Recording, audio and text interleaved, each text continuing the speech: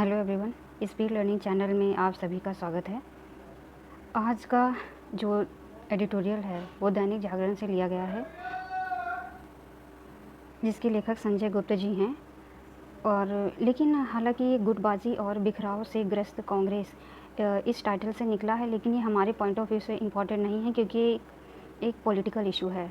तो इसलिए आज की जो दैनिक जागरण में जो इम्पॉर्टेंट है वो है यहाँ देखिए, यह शहरीकरण का खाका खींचने का प्रयास।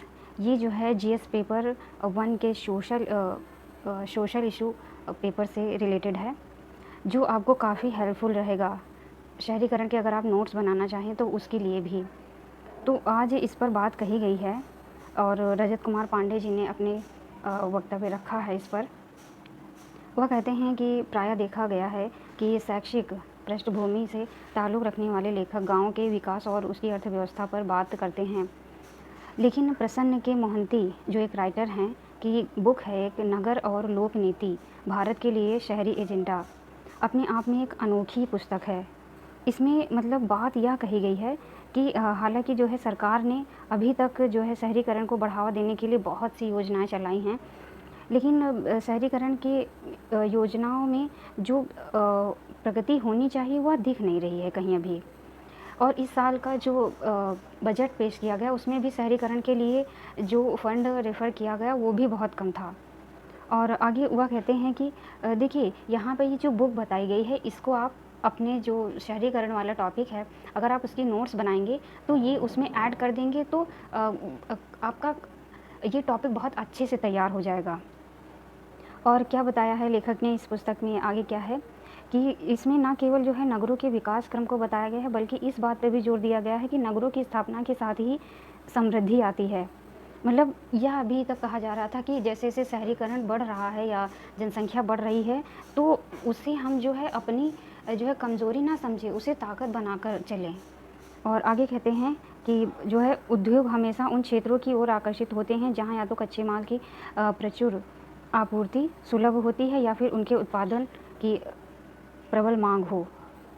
और आगे कहते हैं कि इस बुक में ही यह भी कहा गया है कि औद्योगिकरण की प्रारंभिक परिस्थितियों में मैन्युफैक्चरिंग केवल बड़े नगरों में ही होती रही है, लेकिन जैसे जैसे वहाँ की भूमि की कीमतों में वृद्धि होती गई, वैसे वैसे ये उद्योग उपनगरों व निकटवर्ती कस्बों की ओर उन्मुख हो गए। और आगे इसमें राइटर ने कहा है कि जो है पुस्तक में लेखक ने अति शहरीकरण की पैरोकारी करते दिखते हैं। मतलब राइटर का यह मानना है कि अति शहरीकरण हमारी आर्थिक उन्नति की ओर हमें अग्रसर करने को प्रेरित कर रहा है। मतलब कि अगर जनसंख्या बढ़ रही है शहरों की, तो इसका मतलब यह नहीं है कि हम जो है विकास नहीं कर पाएंगे या विकास में बाधक है हमारी जनसंख्या, बल्कि उसको हम ठोस आधार बनाकर प्रेजेंट करें, तभी हम जो है वृद्धि कर सकते हैं, आर्थिक उन्नति तभी संभव हो पाएगी। इसीलिए कहा गया है कि अति शहरीकरण जो है पैरोकारी है। और आगे कहते हैं कि जो है अति शहरीकरण का विरोध करने वालों ने इस बात पर ध्यान नहीं दिया कि आखिर इससे लाभ किसे हो रहा है। शायद उनका इशारा इस तरफ है कि ग्रामीण कि यह बताना भूल गए हैं कि वह घर द्वार छोड़कर, जो ग्रामीण लोग हैं, अपना घर द्वार छोड़कर शहरों की तरफ पलायन तभी करते हैं जब उन्हें अपने गांव में रोज़गार नहीं मिलता। लेखक अति शहरीकरण के पक्ष में एक और दलील पेश करते हुए कहते हैं कि आंकड़े इस आधार की पुष्टि नहीं करते कि विकासशील देशों में ग्रामीणों के बड़े स्तर पर शहरों की ओर पलायन कर के चलते यह संभव हुआ। मतलब यह है कि जैसे अभी आप देखिए कि कोरोना का काल चल रहा है, तब इसमें यह हुआ है कि पहले तो शहरों में सबसे ज़्यादा कोरोना बढ़ गया, हालांकि ग्रामीण क्षेत्र जो है स्टेज 2 में ज़्यादा प्रभावित हुए हैं। इस वजह से जो है शहरों से लोग अपने घरों की ओर पलायन कर गए। तो वही आगे कहते हैं इसमें कि उन लोगों को जो ग्रामीण हैं, उन्हें जो है शहर आने से आखिर किसे लाभ हुआ और किसे हानि हुई, इसका अंदाज़ा कोई नहीं लगा पाया है अभी तक। और आगे कहते हैं कि कृषि में श्रमिकों की भीड़ घटाने से बचे हुए लोगों की आय में वृद्धि हुई है। यह बात पूरी तरह से ठीक नहीं है, क्योंकि अगर ऐसा होता तो फिर पलायन जारी क्यों रहता। लेखक की यह मानना है कि शहर में गांव पैसे भेजने की प्रवृत्ति से प्रवासी वर्ग के परिवारजनों की स्थिति में सुधार होता है और धीरे-धीरे और भी अच्छी हो जाती है उनकी आर्थिक स्थिति। फिर जो है वह जिस मनी ऑर्डर अर्थव्यवस्था की बात कर रहे हैं, उसी के चलते उत्तराखंड के गाँव खाली हो गए हैं। लेखक अति शहरीकरण के प्रति गलत सोच के खिलाफ एक नकारात्मक दृष्टि पैदा कर दिया है।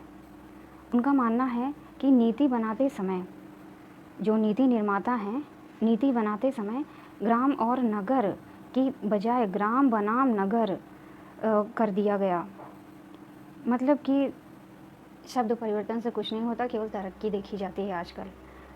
चूँकि लेखक कांग्रेस काल के में जो है शहर के विकास के लिए चलाई गई JNNURM जुड़ी योजना है, उस समय कांग्रेस के समय चलाई गई थी, उसी के माध्यम से नीति का समर्थन करते हैं।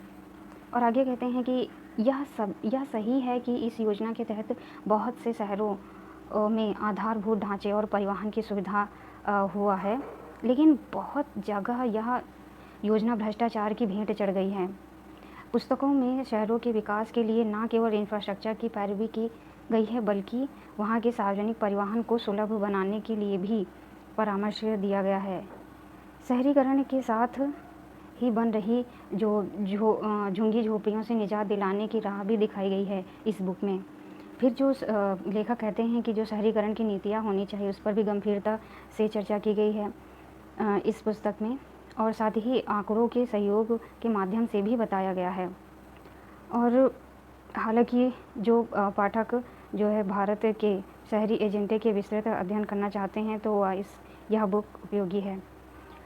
और आगे यह भी कहते हैं कि देखिए अभी हालांकि यह बुक इतना ही था, इसमें जो है आप इसे ऐसे यूज़ कर सकते हैं कि जब शहरीकरण पे आप एक शॉर्ट नोट बनाएं, तो इस बुक में क्या क्या बताया गया है उसके 4 पॉइंट तैयार कीजिए और उसको अपने तरफ से एनालाइज करके लिखिए। तो आज का था ये short note. Thank you very much.